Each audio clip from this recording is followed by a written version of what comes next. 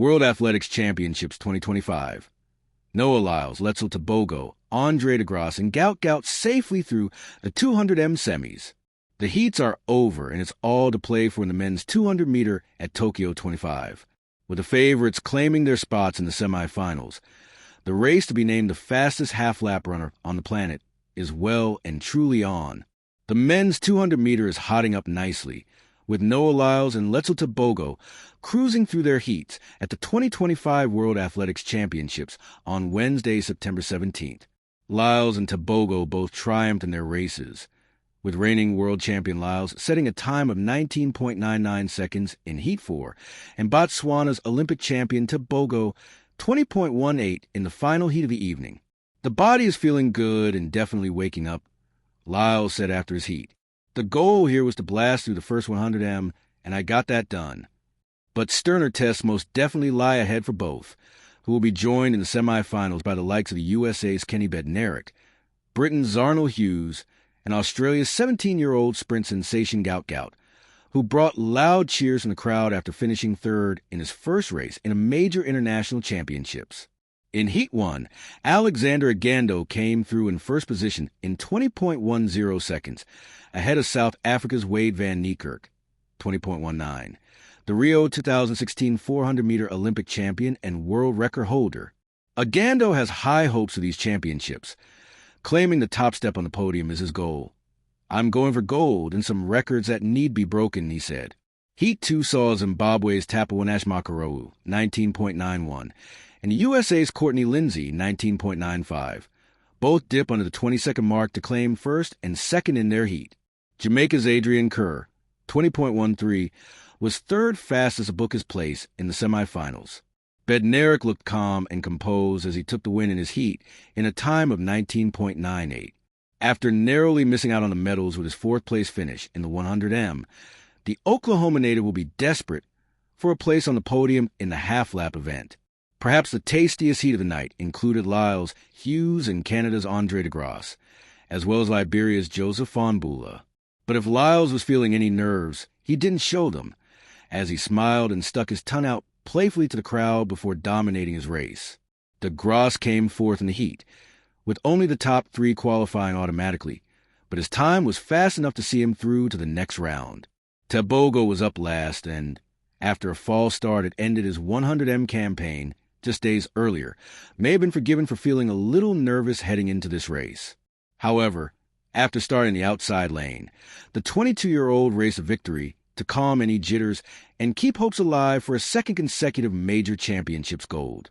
"When I came here, I thought about winning a medal in 100-meter and 200m, he said.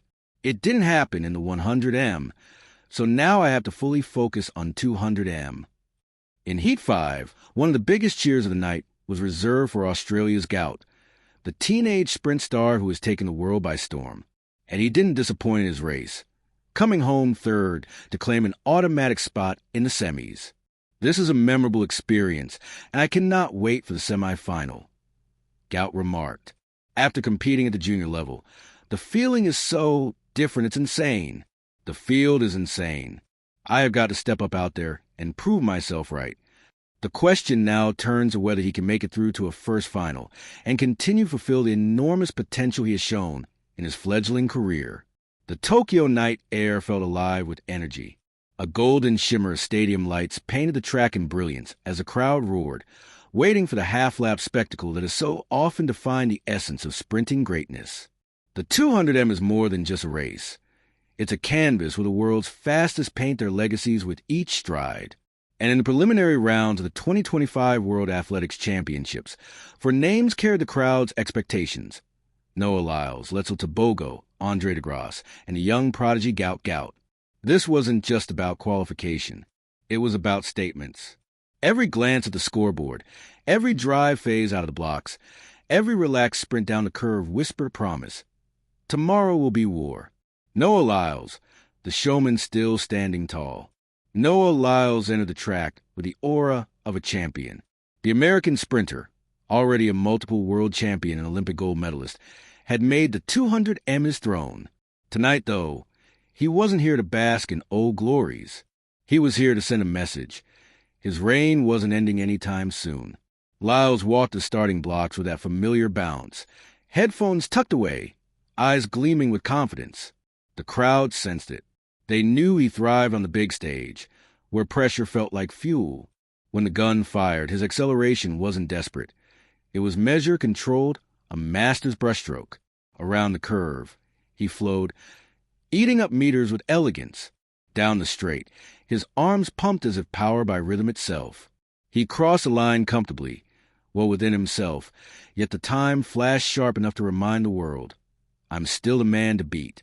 For Lyles, it was never just about qualifying. It was about planting seeds of doubt in his rivals' minds, making them wonder if he even had another gear left untouched. The grin he flashed at the cameras afterward suggested he did. Letsile Tebogo, the rising thunder. If Lyles was the established king, then Letsile Tebogo of Botswana was a thunderstorm gathering strength. At just 22, he had already broken barriers, pushing Africans sprinting into global dominance. His bronze in 2023, his silvers in 2024, all had led to Tokyo 2025, where he believed destiny awaited him. When Tebogo lined up, there was no flamboyance, no theatrics, just focus. His eyes locked forward, his breathing calm. But when the gun cracked, he transformed. His legs pistoned with ferocity. His body leaned into the curve like a man chasing not just victory, but history itself. Smooth yet aggressive, he tore down the straight, crossing the line without breaking form. The time was fast, frighteningly so for a man easing through the rounds. The crowd erupted in appreciation, and Tebogo simply nodded, almost businesslike. It wasn't arrogance, it was intent. He had bigger battles ahead. This was just the sharpening of the blade. Andre de Grasse, the veteran's wisdom. For Canada's Andre de Grasse, the track had always been both battlefield and sanctuary. Now in his 30s, the veteran sprinter carried the weight of countless finals, Olympic podiums, and world-class rivalries. Injuries had threatened him. Doubt had stalked him, but his resilience was legendary. Tonight, he stepped on the track not as a man chasing validation, but as one reminding the young lions, the old guard still roars. The gun fired, and de Grasse showed his trademark patience. While others blasted early, he found his rhythm to the bend, a craftsman at work. By the time the straight opened, his top-end speed glistened like old wine, mature, refined, devastating. He crossed the line in control, breathing easy, as though this was just another day at the office. The applause was different for him. It was respect, admiration, recognition of a career that refused to fade quietly. For de Grasse, every round was another chance to etch his name deeper into the fabric of sprinting history. Gout Gout, the prodigy unleashed.